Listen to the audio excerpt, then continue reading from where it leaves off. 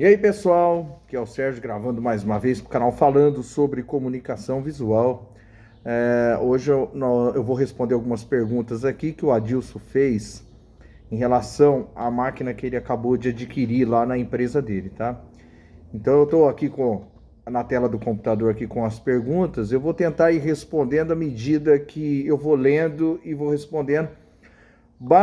Lembrando aqui que eu vou fazer essas respostas baseado no conhecimento que eu tenho, nada técnico. Então, de repente, uma coisa ou outra pode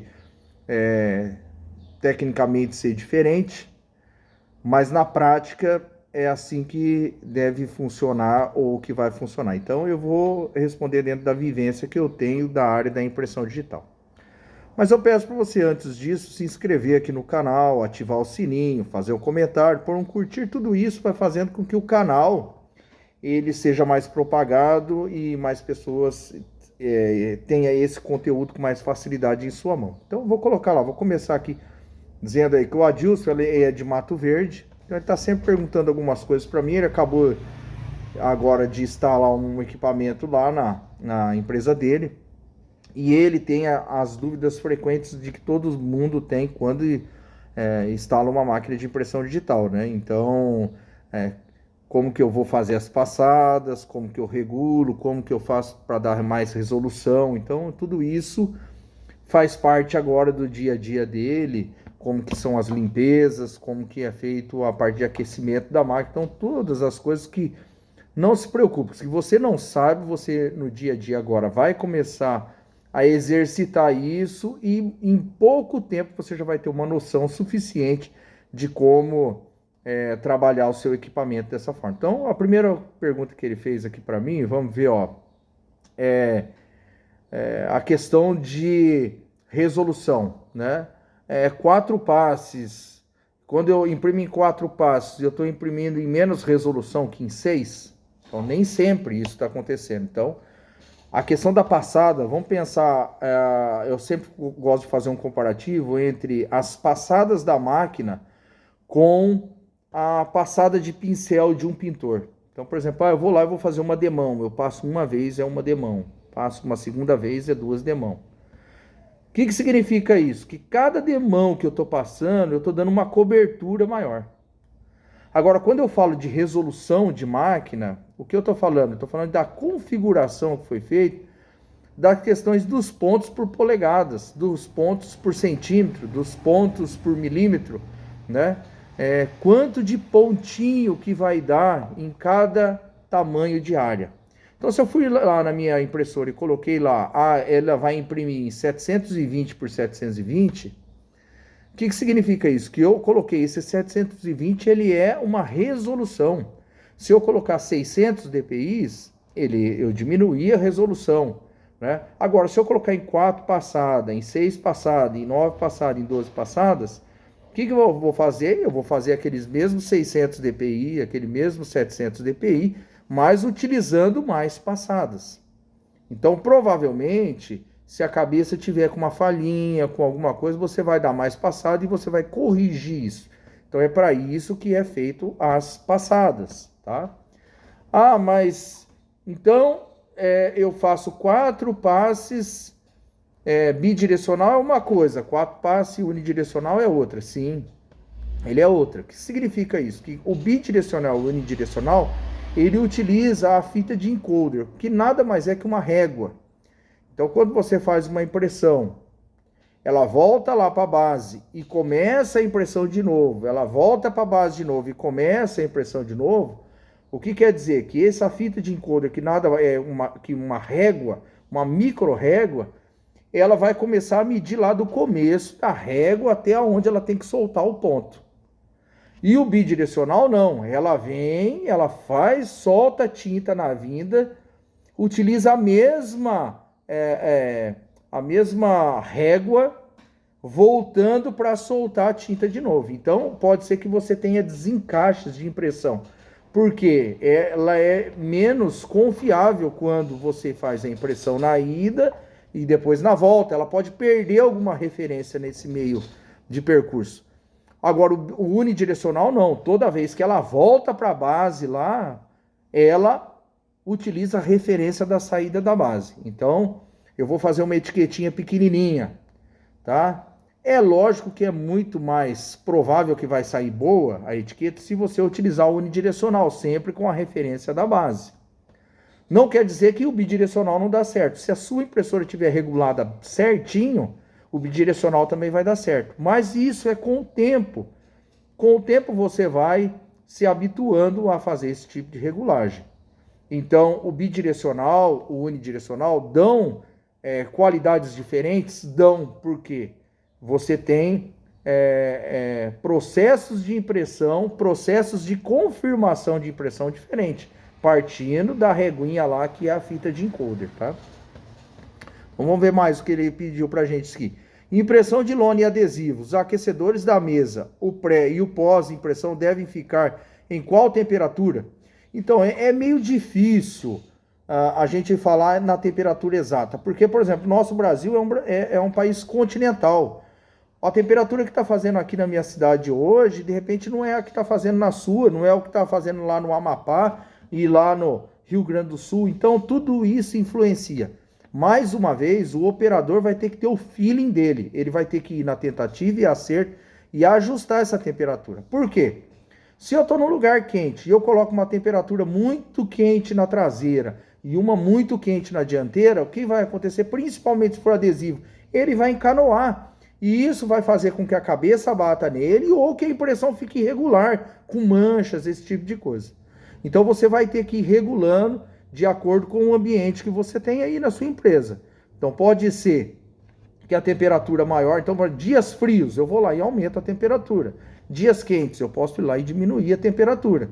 E eu vou fazendo um ajuste em decorrência das características climáticas que tem na minha região, na minha cidade, né? Então, dias que estão mais úmidos, por exemplo, coloca uma temperatura um pouquinho a mais. Dia que está menos úmido, retira um pouquinho a temperatura, né? Ou você está com 40 graus e aí você coloca mais 40 lá na máquina lá, provavelmente a sua mídia ela vai sofrer algum tipo de ajuste que não deveria. Agora, é importante a temperatura? É importante, porque quando você coloca a temperatura no pré, por exemplo, numa lona, ele vai abrir os poros, vai depositar a tinta lá dentro, lá, né? E depois vai fechar os poros com a ventilação. Isso vai dar um prolongamento da sua tinta em decorrência ao desbotamento dela. Então, muitas vezes as pessoas falam assim, a minha tinta desbota muito rápido, mas você vai lá na máquina, lá você está com problema de temperatura na máquina. Então, isso faz a diferença, gente. Então, se você tem uma regulagem belezinha, você vai ter uma facilidade para isso, né? Fale sobre a sucção. Qual a configuração ideal para imprimir? Ela evitar que o material levante e suja ou bata na cabeça de impressão. Então, outra vez, eu vou falar para vocês que sucção, assim como temperatura, depende muito de características. No caso da temperatura, dependia da característica climática. No caso da sucção, depende da característica de mídia que você está colocando. Vou dar exemplo aqui para vocês. Uma mídia, 300 gramas. Você coloca uma sucção muito forte, quando ela vai imprimir, ela não roda direito na máquina, a máquina não consegue jogar essa mídia para frente. Tecido, a mesma coisa, né? Tecido, você vai colocar um tecido que ele é muito fininho, se você coloca uma sucção muito forte, ela fica criando umas certas ondas e a cabeça pode bater nela. Eu vou pegar uma lona 440 gramas, que ela tem mais massa, então vou precisar de ter uma sucção mais forte, que é para deixar a mídia bem presa na mesa, a ponto do carro passar e não levantar a ponto de bater o carro na mídia. Então essas são algumas coisas que a gente pode estar falando para vocês, tá? Vamos ver mais uma aqui. Depois eu posso aprofundar esses vídeos, picar esses vídeos em outras áreas e aprofundar cada um desses itens, tá? Aproximadamente quantos metros após imprimir posso estar enrolando o material? O que acontece? A questão da metragem, de enrolar o material, ele tem alguns fatores que pode fazer você enrolar ele mais rapidinho ou esperar mais. Então, a regulagem de tinta, de fluxo de tinta, o ajuste que foi feito, de repente, com espectrofotômetro, ajustou tudo, a carga de tinta certinha, vai fazer com que a camada de tinta seja mais fininha no teu material. E isso vai fazer a secagem ser mais rápido e você enrolar mais rápido também. Agora, se você for lá, a sua máquina não está regulada certinha para a tinta que você usa, você tem um problema, de repente, que fica, você olha assim e tem aquela tinta brilhando por cima, ela já está descendo e está brilhando, e se você não correr lá, rodar ela e relar uma na outra, ela vai colar e você vai perder o material. Provavelmente a regulagem de tinta da sua máquina não está correta. O certo é você chamar um técnico que faça a regulagem de tinta. Isso vai fazer com que você gaste menos tinta e vai fazer com que você tenha menos esses problemas de cair uma lona de face com a outra e você não conseguir tirar e você perder a lona, tal, tudo. Então, o fato de você ter que enrolar muito rápido a lona ou esperar para enrolar a lona, isso pode estar, eu estou falando, hein? Pode estar, de repente não é isso daí, mas pode estar ligado a essa falta de regulagem da quantidade de tinta, né? Só posso usar os rebobinadores acionando os ventiladores de secagem? Não, quer dizer nada isso aí. Tudo isso que eu falei para você tem a ver com a questão da rebobinação. Se você tem lá uma má regulagem de mídia, lá, uma má regulagem de tinta em cima da mídia, se você regular, você vai ficar com ela toda marcada. Então o certo é descer isso com uma certa secagem. Lógico que não vai secar totalmente. Lembrando que a secagem total de máquina solvente é 24 horas a 48 horas, a secagem total. De repente também, para você fazer uma secagem, você tem que abrir essa bobina para secar mais rápido. Então tudo isso influencia, mas você não tem nada que diga que você não pode utilizar os rebobinadores se os ventiladores não estiverem ligados, né? Então isso não tem, uma coisa não tem a ver com a outra.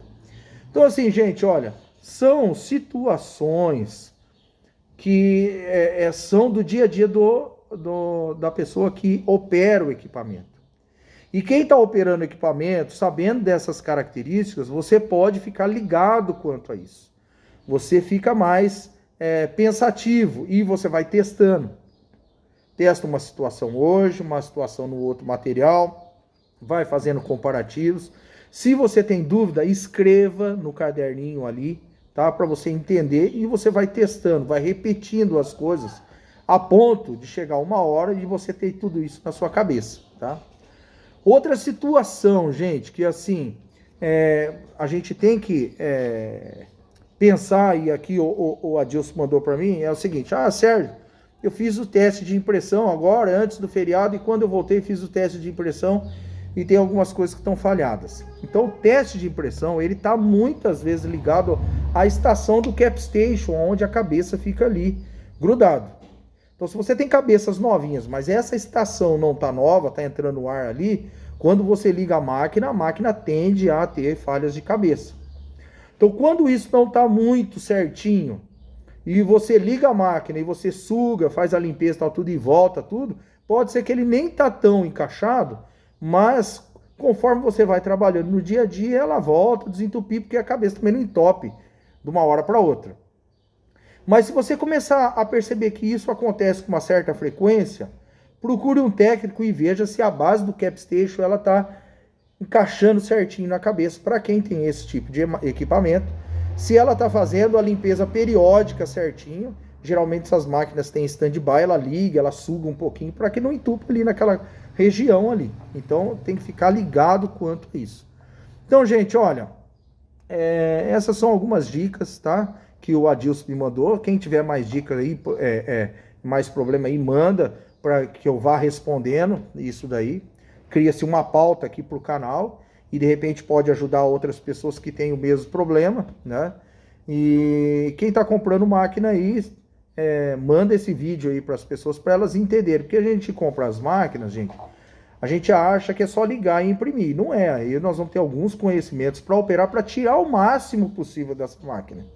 Pode ser que você, de cara, você já seja um avião, você pegue isso muito rápido. Mas a maioria das pessoas, elas demoram um pouco para entender as funcionalidades dos equipamentos.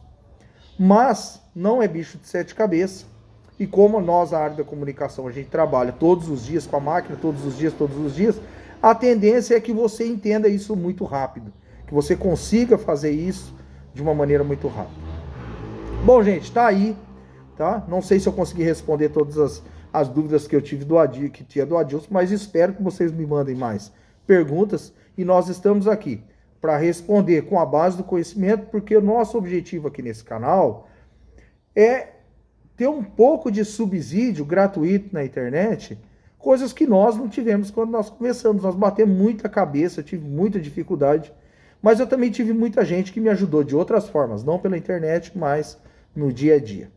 Beleza? Então, aqui é o Sérgio falando para vocês, né, sobre equipamentos e falando aqui para o canal, falando sobre comunicação visual. Quem tiver dúvida aí, quem tiver perguntas, mande aí para a gente gravar vídeos para vocês. Beleza? Então, até o próximo vídeo. Até lá!